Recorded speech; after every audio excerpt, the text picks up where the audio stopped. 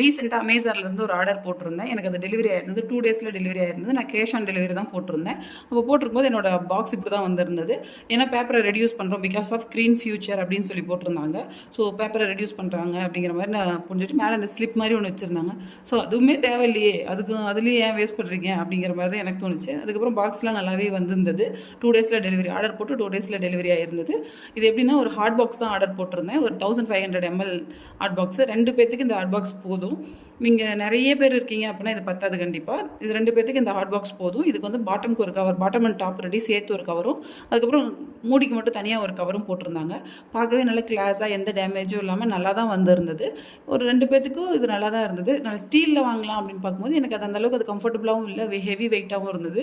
இது நல்ல லைட் வெயிட்டாக நல்லாவும் இருந்தது. ஒரு 2 பேத்துக்கு யூஸ் பண்ணுற அளவுக்கான குவான்டிட்டி தான். 1500 ml செல்லோ பிராண்ட்லேருந்து போடுறேன். 276 rupees ஒர்த்து த ப்ராடக்ட் தான்.